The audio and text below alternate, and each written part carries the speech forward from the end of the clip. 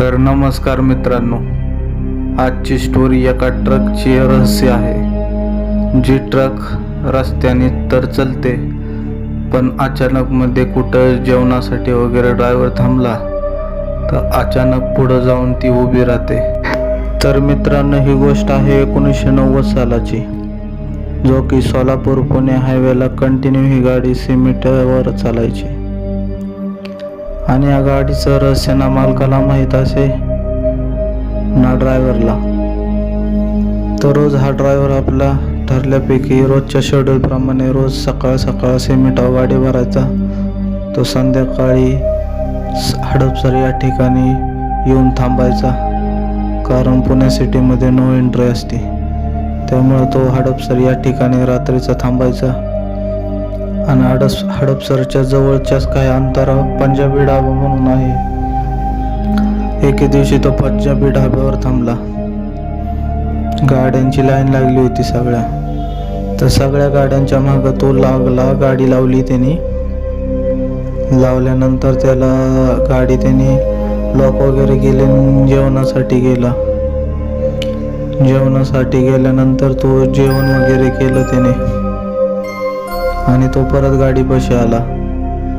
गाडीपाशी आल्यावर त्याला समजलं आपली गाडी सगळ्यात माग होती, पुढं कसं काय जाऊन लागली.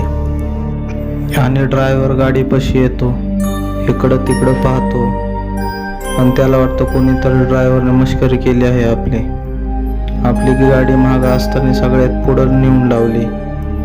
ड्रायव्हर त्या गोष्टी काय कॅज्युअली घेत नाही.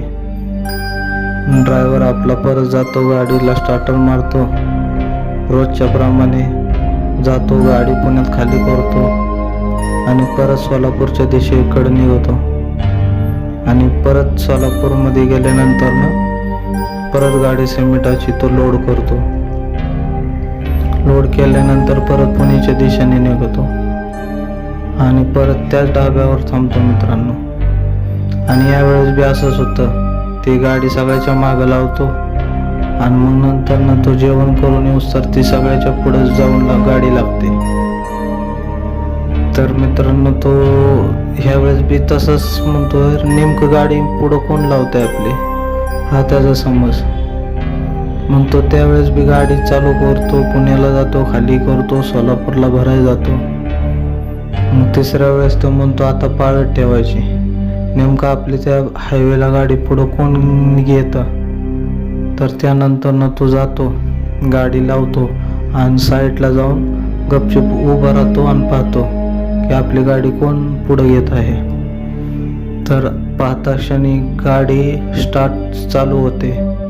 तो गाडीकडे पाहतो, गाडीमध्ये कोणीच नसतं मित्रांनो. गाडी चालू होते आणि डायरेक्ट त्या सगळ्या गाड्यांच्या पुढे जाऊन उभी राहते. हा खूप घाबरतो मित्रांनो. ह्याला काही समजत नाही काय करावं काय नाही. तो मालकाला फोन लावतो आणि मालकाला हा सगळा प्रकार सांगतो. मालक खूप हसतो, म्हणतो त्या डाब्यावर बसून तू जास्त दारू पिऊन चढली काय तुला. तर तो म्हणतो तसं नाही, मी दारू पिलो नाही काय नाही मालक, हे तर असं झालंय, गाडी अचानक चालू झाली आणि डायरेक्ट पुढं चालली. दररोज होतं मालक, पण मी आज स्वतःच्या डोळ्यांनी पाहिलं. तर मालक म्हणतो थांबतो तिथं, आपण परत मी आल्यावर बघू काय करायचं. मालक तिथं येतो आणि मालक आल्यानंतर त्याला म्हणतो कुठे आहे गाडी, दे गाडीची चावी. गाडीची चावी घेतो मालक आणि सगळ्या गाड्यांच्या मागं परत गाडी लावतो आणि हे दोघं जाऊन लपून पाहतात. परत ती गाडी चालू होते आणि सगळ्या गाड्यांच्या पुढे जाऊन लागते. मालक आश्चर्यचकित होतो, मालक खूप भीतो. ड्रायव्हर म्हणतो मी नाही बसणार आता त्या गाडीवर मालक, तुम्ही तुमचा दुसरा ड्रायव्हर आणा, नाही तर मला दुसरी गाडी द्या, मी नाही चालू शकत मालक ही गाडी. मालकच खूप घाबरलेला असतो मित्रांनो. मालकाला काय करावं काय कळत नाही. मालक मग 2-4 दिवसात त्या गाडीला गिऱ्हाईक वगैरे बघतो आणि कमी पैशामध्ये ती गाडी विकतो. प्रॉपर सगळ्या 15 गाड्या असतात सगळ्या त्या मालकाकडे मित्रांनो. तर ती गाडी विकतो आणि 1 वर्षानंतर मालकाकडे काहीच नाही राहत मित्रांनो. एकही गाडी मालकाकडे राहत नाही आणि मालक पार भीक मागण्याच्या मार्गावर येतो मित्रांनो.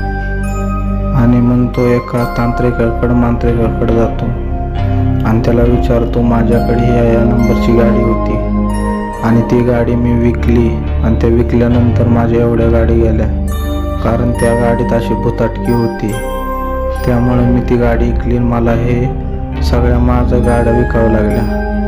तर मांत्रिक म्हणतो, वेड्या, त्याच्यात काय भूत वगैरे नव्हते, त्या गाडीमध्ये लक्ष्मी होती. हे सगळ्या गाड्यांच्या मागं जाऊन ती पुढे जाऊन थांबायची. आणि मालक आश्चर्यचकित होतो, खूप रडतो, म्हणतो आता काय करता येईल का? तो म्हणतो, तू लक्ष्मी चुकली, आता काय करता येणार नाही. तर मित्रांनो, आजची स्टोरी कशी वाटली हे कमेंटद्वारे नक्की कळवा. आपल्या चॅनलला लाईक, शेअर आणि सबस्क्राईब करायला विसरू नका मित्रांनो. धन्यवाद.